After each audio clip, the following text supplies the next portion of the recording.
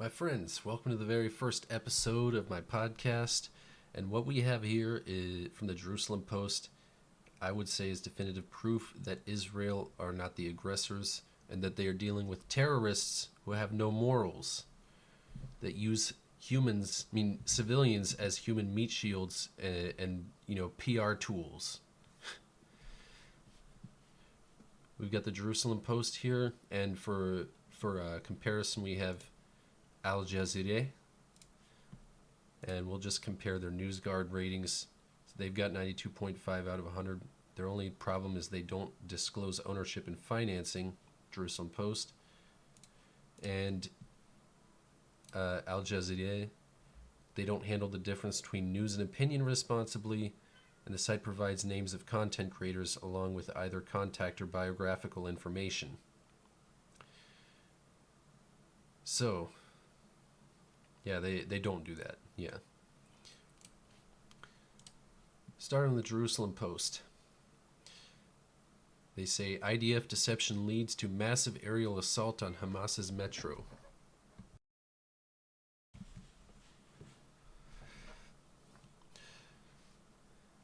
Yeah. At about 9 p.m. on Thursday night, the IDF began assembling ground forces along the border with the Gaza Strip.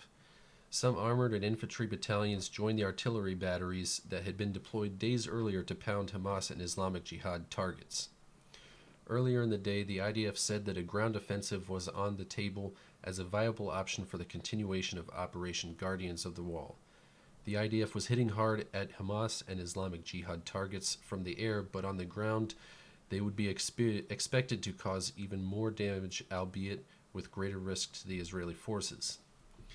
Prime Minister Benjamin Netanyahu has made his contribution, saying Thursday that the campaign against Hamas was far from over and that more Israeli action was coming.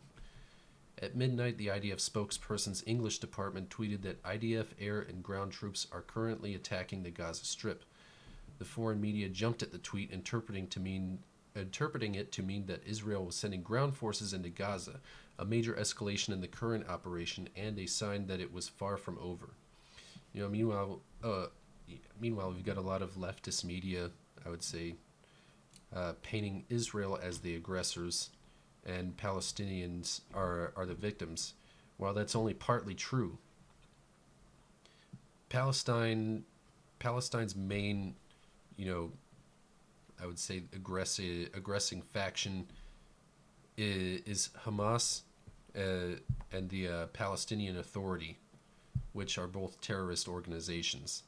The civilians are they're just civilians, hopefully, and they're not really part of the conflict. Sure, they got protesters, but a lot of these Islamist organizations are very anti-Israel and would like to see them wiped off of the face of the earth. And plus, like I said, they have no morals. They'll hang out in civilian areas and just wait for them to be victimized before they say, "Oh, look, Israel killed all these civilians. It's not our fault." No, it is your fault. That's what I don't like about it.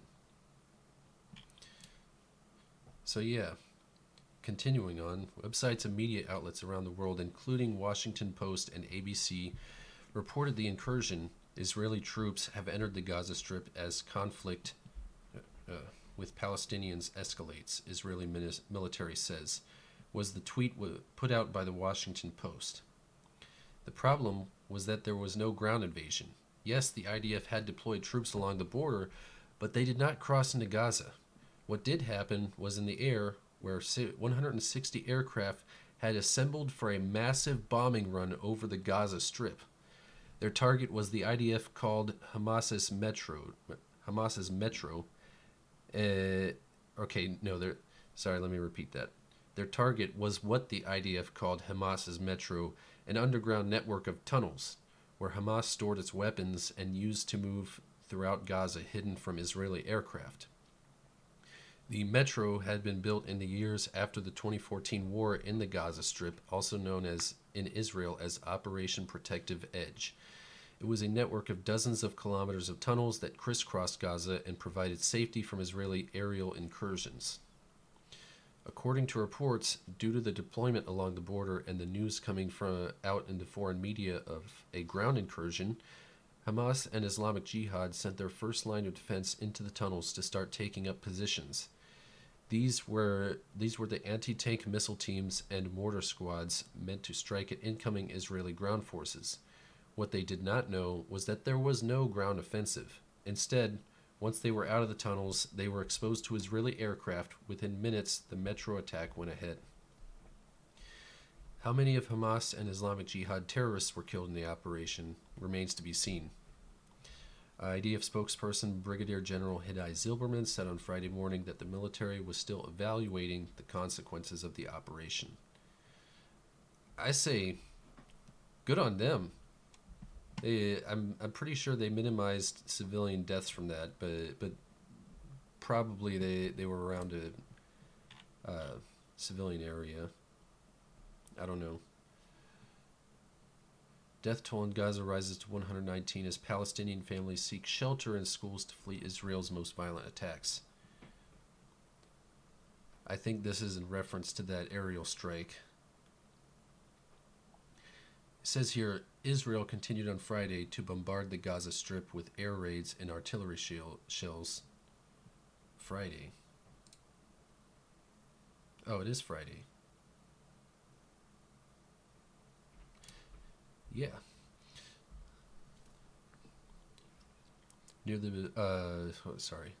As it stepped up the deployment of troops and tanks near the besieged Palestinian enclave. At least 119 Palestinians, including 31 children, have been killed and more than 830 wounded since hostilities flared up on Monday. Hundreds of Palestinian families have taken shelter in United Nations-run schools in northern Gaza to escape the Israeli artillery fire, with residents reporting that the Strip had experienced its most violent night. Just for context, Al Jazeera is a very pro-Islam news association. I forgot where they're run out of, but probably Saudi Arabia. Don't quote me on that. I'll probably come back later and tell you where they run out of. Despite international calls for an immediate halt of hostilities, including from United Nations Chief Antonio Guterres, Israel Prime Minister Benjamin Netanyahu pledged the offensive will continue as needed to restore calm in the state of Israel.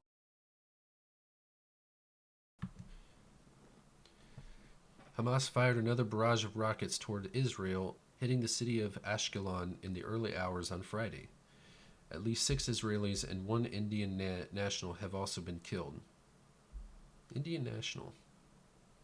Interesting. The Israeli army said hundreds of rockets have been fired from Gaza towards various locations in Israel, and they have added reinforcements near the enclave's eastern lands. Meanwhile, violence is brewing between Israeli settlers and Palestinian citizens in the West Bank as well as in Israel. In another potential escalation, at least 3 rockets were fired from southern Lebanon towards Israel. Now Lebanon's getting involved. Here are the latest updates. Jordanian riot police forcibly dispersed hundreds of pro-Palestinian protesters trying to reach a bridge that leads to the Israeli-occupied West Bank. Witnesses said police fired tear gas and shot into the air to halt about 500 young demonstrators who broke away from the scheduled route of a march near the borders organized to protest against Israeli attacks against Palestinians.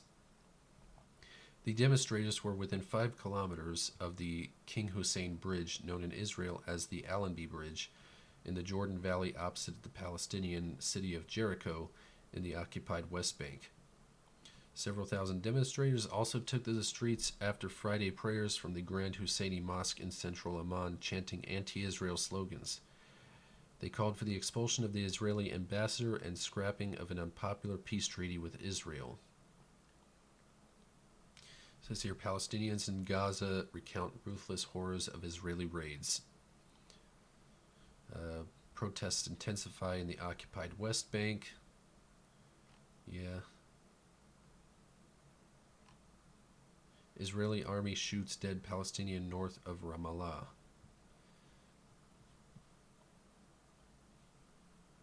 There was no immediate information on the man's identity. The Israeli army said he attempted to stab a soldier before being neutralized. Oh yeah, just let them stab Israeli soldiers. There's nothing wrong with that, right? Just like the leftist media trying to normalize child knife fights after the Columbus, Ohio debacle. Honestly, I don't know why the police continue to answer calls like that when they know what's going to happen. That's beside the point. Turkey will not remain silent, Erdogan. Turkish President Recep Tayyip Erdogan said he is furious at Israeli air raids on the Gaza Strip and urged the UN Security Council to seek a peaceful resolution. We are both saddened and furious at the cruelty of the terrorist state of Israel against Palestinians. You're defending the terrorists, Erdogan.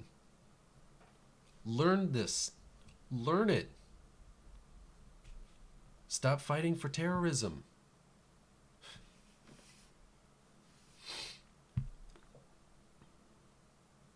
I wish I could just continue to opine on this and say like, oh, those Hamas people, they're terrorists, when we have so many news organizations defending them.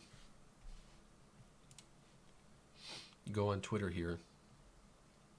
MSNBC, what you're seeing in Israel is Trumpism on steroids. What you're seeing in the street of Israel is when you, like the PM Netanyahu, weaponize ethno-nationalism and belligerent racism and unleash it in the street, journalist Rula Jibriel says. You're defending terrorism. MSNBC. Reuters, warning graphic content. The violence between Israeli forces and Palestinian militants entered a fifth day. Yeah. I mean, that's kind of impartial. I don't know. I don't want to hear what they have to say in the video. Israeli soldiers fired live ammunition against Palestinian protesters in occupied West Bank. Well, what were the protesters doing? We need the context. Don't just say they're protesters. Explain their actions.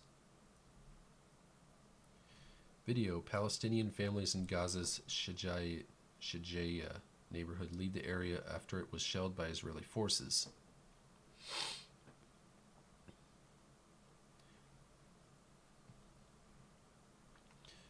As Israel strikes at Gaza apartment blocks it suspects of housing Hamas residents have been receiving various warnings to evacuate. Well, good. Get the civilians out of there. Let the terrorists die.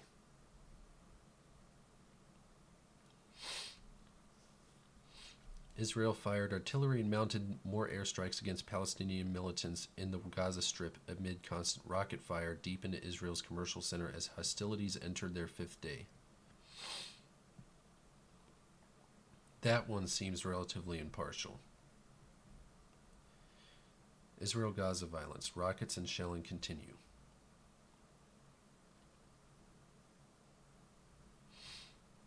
Associated Press. I know about these guys. Israel-Palestinian conflict. Israel has launched heavy artillery strikes into northern Gaza ahead of possible ground invasion. Palestinian armed groups have fired 1,800 rockets this week. Communal violence in Israel erupts for a fourth night.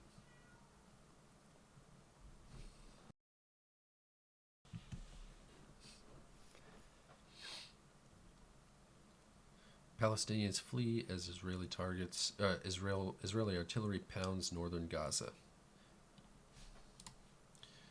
Let's check this one out. Let's see what NewsGuard rates them. 95 out of 100.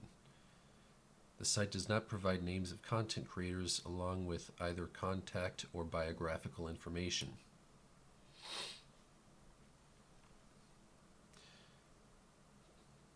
Palestinians grabbed their children and belongings and fled neighborhoods on the outskirts of Gaza City on Friday as Israel unleashed a heavy barrage of tank fire and airstrikes, killing a family of 6 in their home. Israel said it was clearing a network of militant tunnels ahead of a possible ground invasion. The ground invasion that didn't happen. Israel has massed troops along the border and called up 9,000 reservists as fighting intensifies with the Islamic militant group Hamas, which controls the Gaza Strip. Palestinian militants have fired some 1,800 rockets, and the Israeli military has launched more than 600 airstrikes, toppling at least 3 high-rise apartment buildings, and has shelled some areas with tanks stationed near the frontier. As Israel and Hamas plunged closer to all-out war despite international efforts at a ceasefire, communal violence in Israel erupted for a 4th night. Jewish and Arab mobs clashed in the flashpoint town of Lod, even after Israel dispatched additional security forces. The Gaza Health Ministry says the toll from the fighting has risen to 119 killed, including 31 children and 19 women, with 830 wounded. The Hamas and Islamic Jihad militant groups have confirmed 20 deaths in their ranks, though Israel says that number is much higher. 7 people have been killed in Israel, including a 6-year-old boy and a soldier. Before dawn Friday, Israeli tanks and warplanes carried out an intense barrage on the northern end of the Gaza Strip. In the darkness, Huda and her extended family ran frantically inside their home in the town of Beit Hanun, trying to find shelter as the earth shook for 2.5 hours. Uda recalled. "We even did not dare look from the window to know what is being hit," she said. When daylight came, she saw the swath of destruction outside. Streets cratered, buildings crushed, their facades torn off, an olive tree burned bare. Dust and powdered concrete covering everything. Rafat Tanani, his pregnant wife, and 4 children aged 7 and under were killed after an Israeli warplane reduced their 4-story apartment building to rubble in the neighborhood town of Beit Lahia, residents said. 4 strikes hit the building at 11 p.m. Just before the family was going to sleep, Rafat's brother Fadi said. The building's owner and his wife were also killed. That's terrible. "It was a massacre," said Sadala Tanani, another relative. "My feelings are indescribable."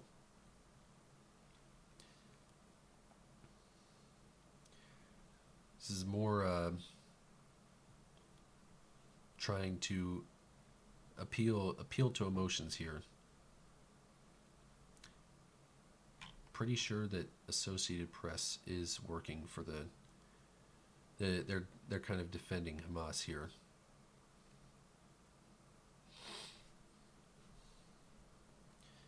Yeah, it's a long article. Anyways, what we see here is a lot of news organizations coming up in arms in defense of Hamas and the Palestinian Authority. And they don't like Israel defending themselves for some reason. I'm not even going to go into, who was where first. That doesn't even matter. There's a lot of memes on that have been debunked. But, yeah. People should be able to defend themselves. Anyways, I hope you enjoyed this episode. I want to make more.